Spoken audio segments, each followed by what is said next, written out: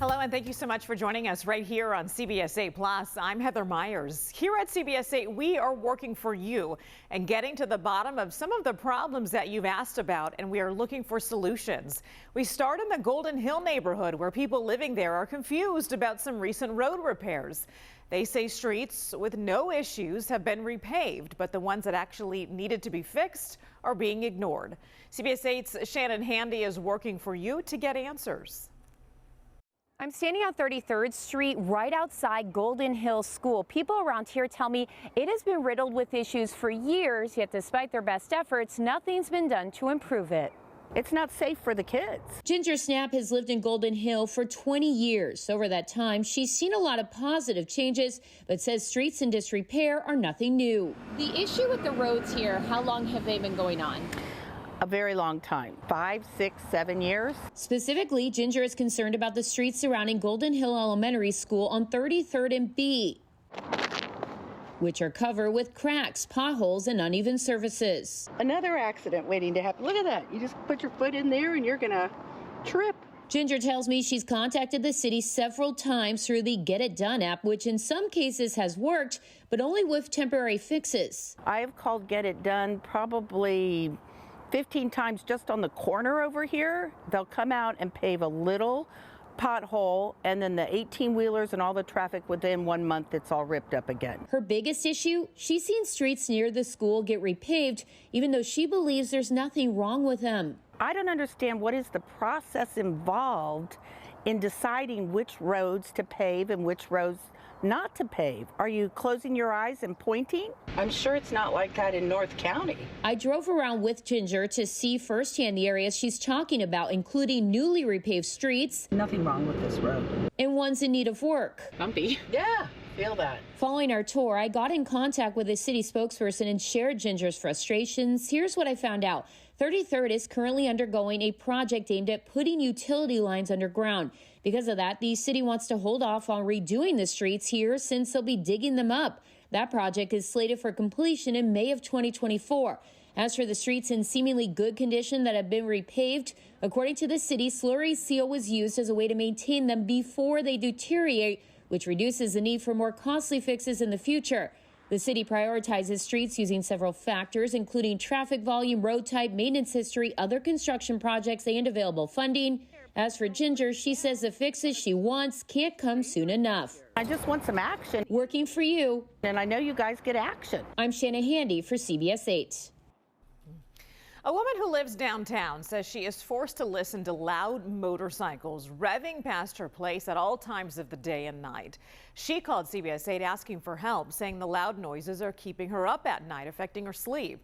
CBS 8's Brian White is working for you to find out if this noise is breaking any kind of city codes and if enforcement is even possible. People living here on Market Street tell me loud motorcycles making excessive noise during the overnight hours is a real problem around here. They want to see something done about it.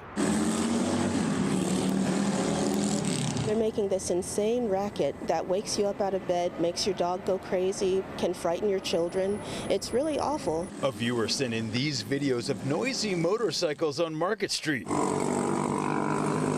It's insanely loud. I live on the 12th floor of a building, and I can hear it like I'm almost right there with them. 35-year-old Lisa, who wants to go by her first name only and did not want to go on camera for fear of retribution, says the obnoxiously loud motorcycles are completely disruptive, especially at night. I think they're attention seekers, and I think they need to seek attention in a way that doesn't disturb an entire community. She moved to San Diego in July and immediately noticed how loud some riders were, day or night, including one time when 3 in a row passed right by her on the street. They made the car alarms go off, and it was like some kind of torture. It was like putting an air horn next to your ear. I looked up the vehicle code in California, and any motorcycle manufactured after 1985 cannot exceed 80 decibels of noise, and they must have an adequate muffler to prevent that. They install these weird modifications that make their vehicles too loud. That's illegal too. No one can modify the exhaust system of a motor vehicle in a manner which will amplify or increase the noise emitted.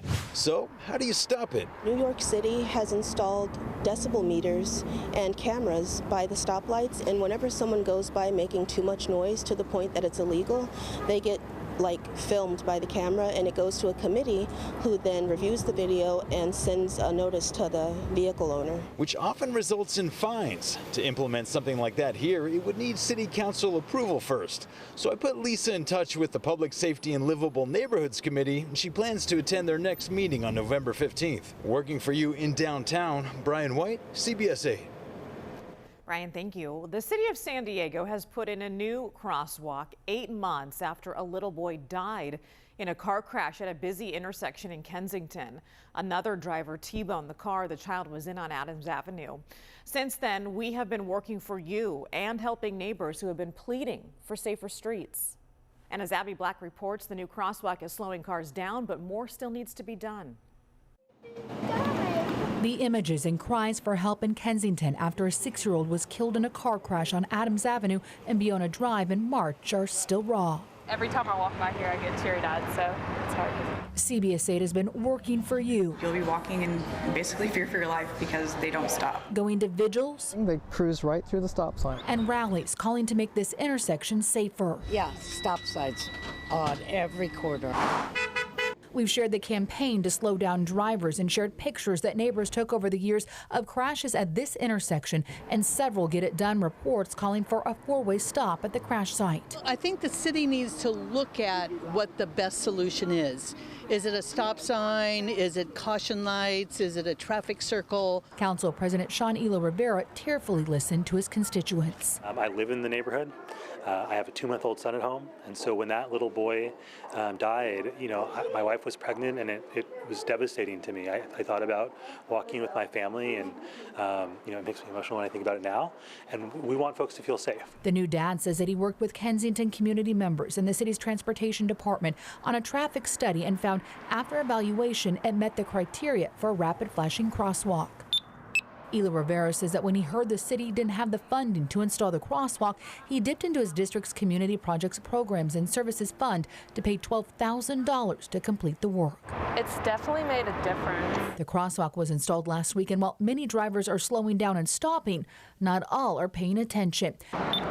When we activated the crosswalk, we had to dodge a truck who sped right by us. It's really devastating to, constantly see the memorial and people still aren't considerate of anything like that. Addie Graxiola says the crosswalk is a start, but once more done. She's disappointed the city's evaluation for a 4-way stop and traffic calming measures didn't meet the city's criteria. How many more people do we have to lose in this specific intersection? How many more, crashes do we have to have in order for it to meet the criteria? Working for you, I'm Abby Black, CBS 8.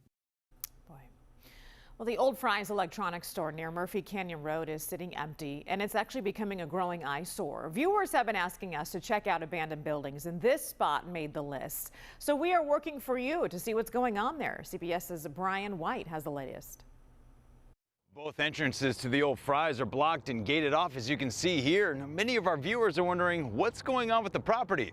So I did some research. There's more to life than just an empty building sitting there. Nearly 3 years since this Fry's electronics store closed its doors for good, it's still sitting there empty with boarded up windows and doors. They're paying taxes, they got maintenance, they got upkeep, and they're bringing in no revenue. Something's going on.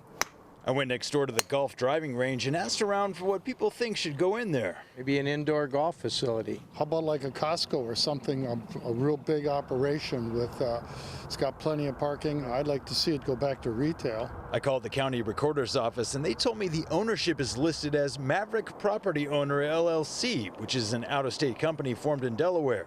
Bay West Development is the agency handling the property, so I gave them a call. One of the agents told me there are plans underway for a massive redevelopment, but he couldn't share any more than that. Mortgage records indicate a $38 million loan was taken out on the property in August. Whoever does go in there is going to have to bring it back up to the newer standards and to make it profitable. Meanwhile, last week, County Supervisor Joel Anderson sent a letter to his colleagues regarding their discussion on an unsafe camping ordinance. In it, he actually names the Old Fry's property as a potential site to serve the homeless. Quote, it should include consideration of vacant properties such as the former Fry's electronics site in the city of San Diego, end quote. I think there's other facilities that would be better located than right there. There doesn't really have a lot of access to facilities around here. So I called Supervisor Anderson's office and staff told me it was just a suggestion at this point. I then confirmed with Bay West Development that the property will definitely not be used for the county's safe camping program or any other type of homeless shelter. From an economic standpoint, you have to get that thing filled some way or somehow. As for what will go in here, Bay West tells me they may be able to share more after the first of the year. We'll keep you posted. Working for you, Brian White, CBS 8. Brian, thanks. We now have a Working for You follow-up success story. For more than a year, Tecolote Canyon neighborhood fought for stop signs on Via Las Cumbres. It's a street with a blind spot, speeding cars, and a lot of crashes. People there were having no luck with improvements before our Brian White directed them to the Linda Vista Planning Group. Well, they took it up the chain, and they now have their stop signs and crosswalks, giving them a feel of safety in their neighborhood. Remember, if there is something that you would like us to look into, email us at workingforyou@cbs8.com. Thanks for joining us right here on CBS 8 Plus, and we'll see you next time.